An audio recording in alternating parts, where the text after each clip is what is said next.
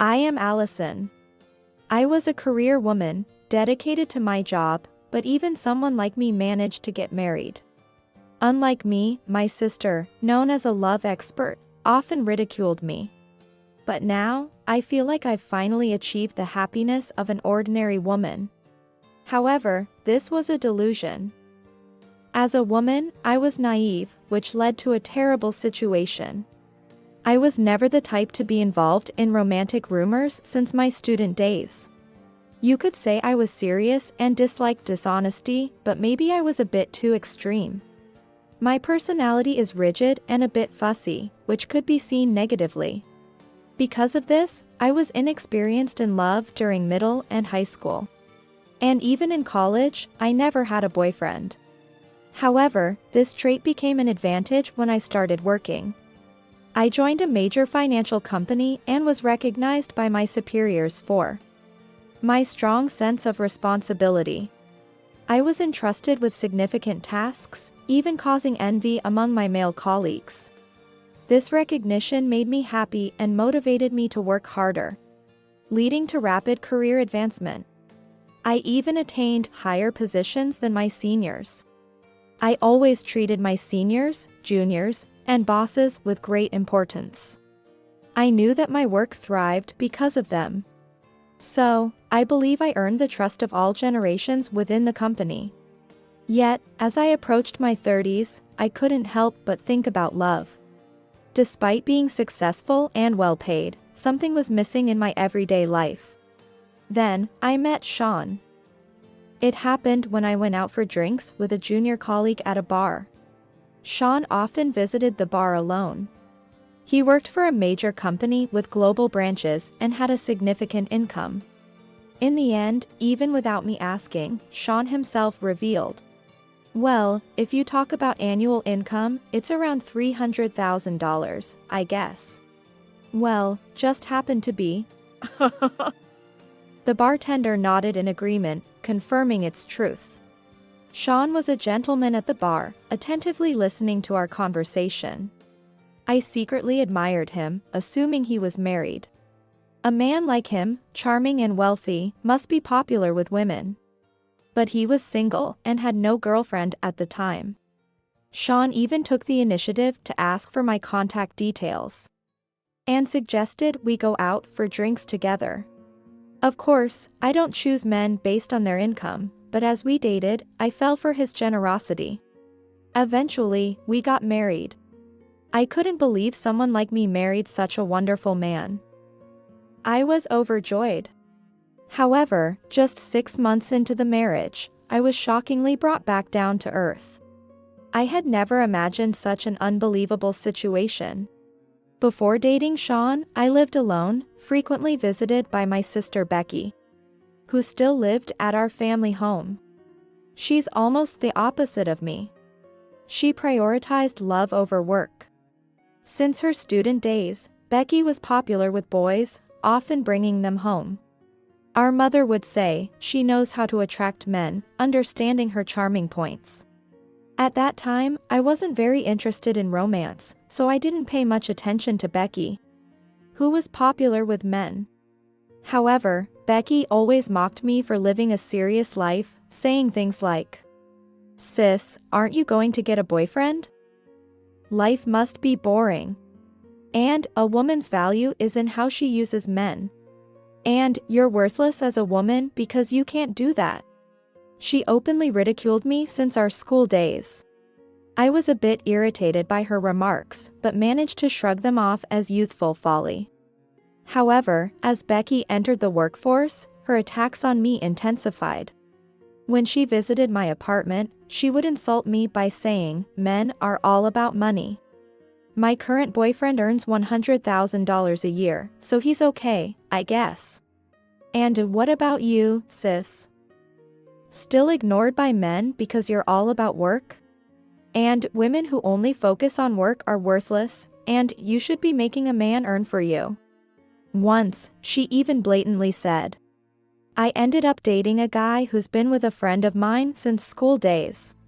Well, it can't be helped, he chose me, and oh, I feel sorry for my friend. And this guy earns $200,000 a year. And now, what should I make him buy for me? It was shockingly disrespectful. Becky always judged men by their money and was desperate to prove she was popular. She wanted to throw that in my face because she never achieved results in studies or work. Perhaps, she was jealous of me for my accomplishments in these areas. She kept mocking me for my lack of romance, using it to vent her frustrations. But my eventual marriage only fueled Becky's jealousy. I really didn't want to tell Becky about Sean. He was exactly her type, a man with a good income, and he was also kind and gentlemanly. I worried that Becky might try something with Sean, even though he's my husband. After all, she's the type to steal even her friends' boyfriends. But I couldn't keep my husband a secret from my sister. As expected, when I mentioned our marriage, Becky persistently inquired about Sean. Moreover, Sean and I were planning to buy a luxury apartment. Foolishly, I mentioned this to Becky, making it obvious that she would take an interest in Sean. My worries became reality. Becky, while pretending to get along with us as a couple, suggested making a group chat with the three of us. I didn't understand why she wanted to do this, but I couldn't refuse as her elder sister. In the end, the group chat remained unused. However, Becky secretly connected with Sean on a personal chat, communicating without my knowledge. Honestly, I was too preoccupied with work to notice these things. Months into our marriage, around the time we bought the luxury apartment, everything suddenly changed. We had just settled into our new apartment, and I was looking forward to enjoying our new home. One day, I returned home earlier than usual from work, expecting to find an empty house.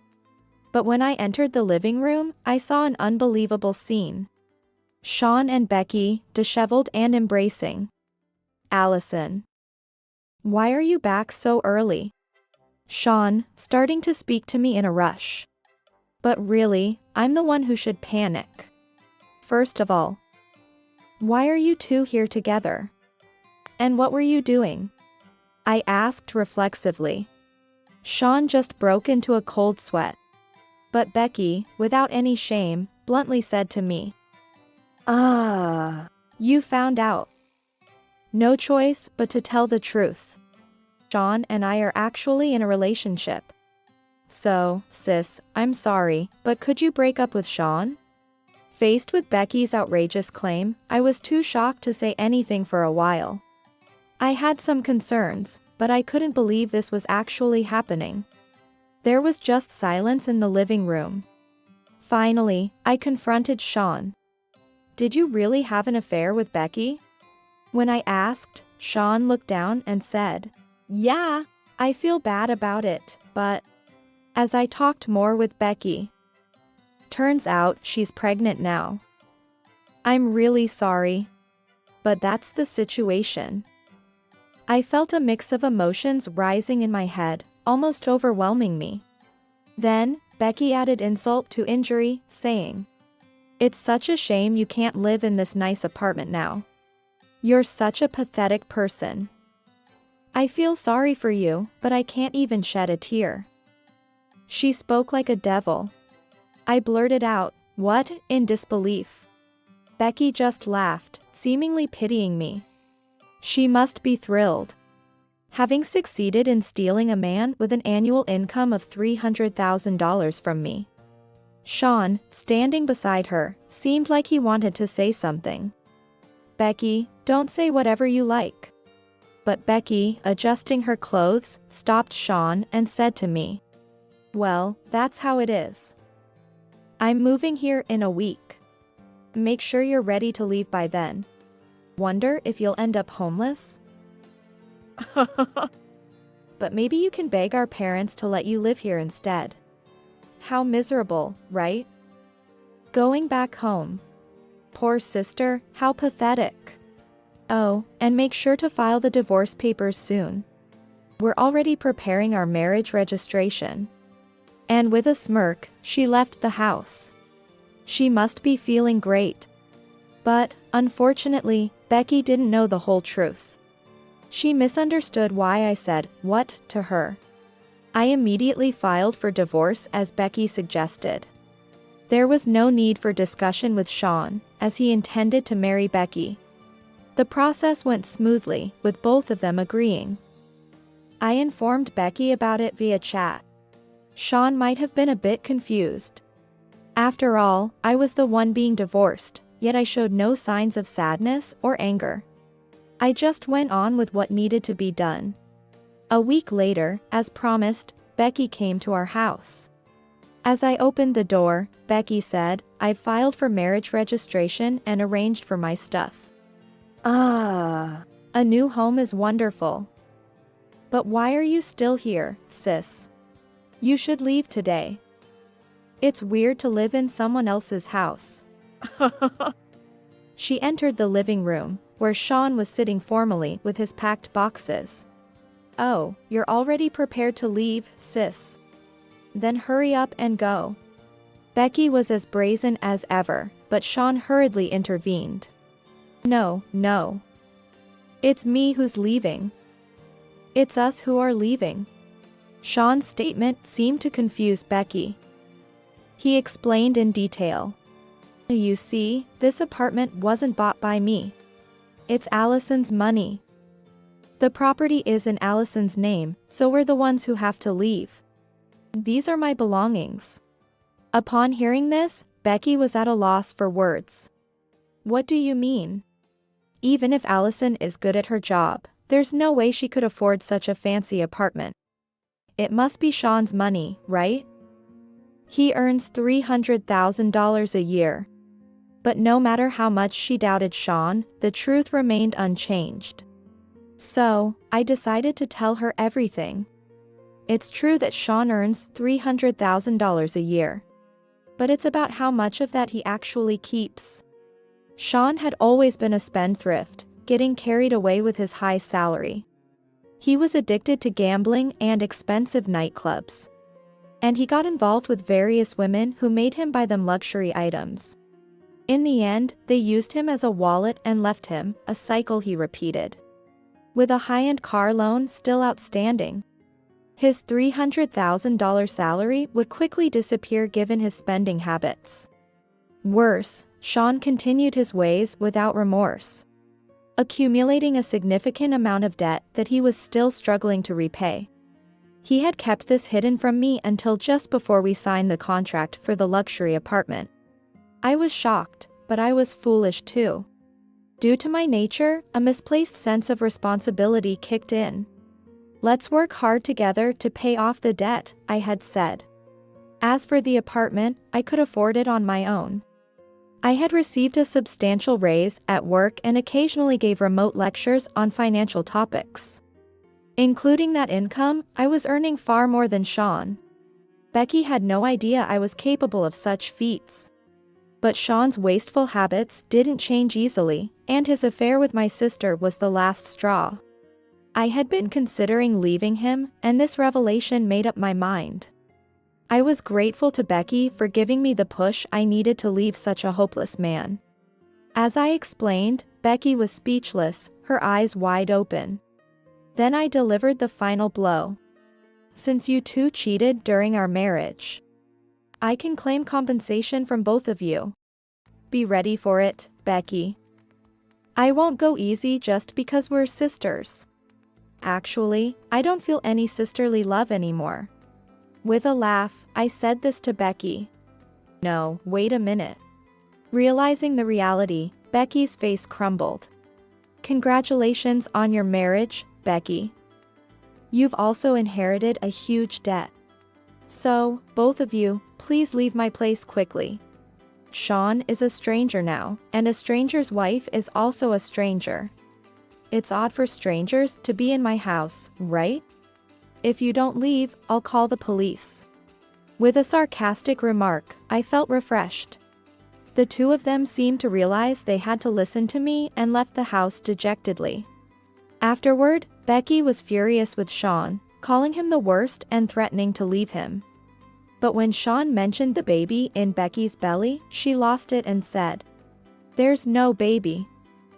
I just wanted his $300,000 income. This angered Sean, and he decisively chose to divorce her. As a result, Sean returned to a life chased by debt collectors. The story of his 2 divorces, especially involving his ex-wife's sister, spread around his workplace. He was looked down upon by his colleagues. Moreover, with the compensation to pay me and already being cash-strapped, his mental state deteriorated. His superiors decided he was a liability to the company and demoted him to a regular employee. Now he barely manages to live in his parents' house, scolded harshly for his actions. As for Becky, she was in a worse state. With low income and now burdened with compensation, she plunged into debt. Moreover, when she tried to return to her parents' home, it seems they didn't accept her either. They probably felt she went too far this time. To make her reflect, they seem to have imposed a sort of divine punishment, telling her to sort it out herself. She's living in a shabby apartment now. Still, Becky thinks catching a wealthy man is the solution. But she's living in poverty, hardly putting on makeup, and unable to do household chores like laundry and cleaning. Men she meets criticize her for being smelly and unclean, and currently, no one is really paying her any attention. Meanwhile, I'm enjoying life in my luxury apartment. Work is going well, with prospects of increased income. I host parties with colleagues and live a fulfilling life. At one point, a trusted junior at work confessed to me. He was always worried if I was overworking myself. Having learned from my experience with Sean, I felt confident this time. Now, I'm having very happy times.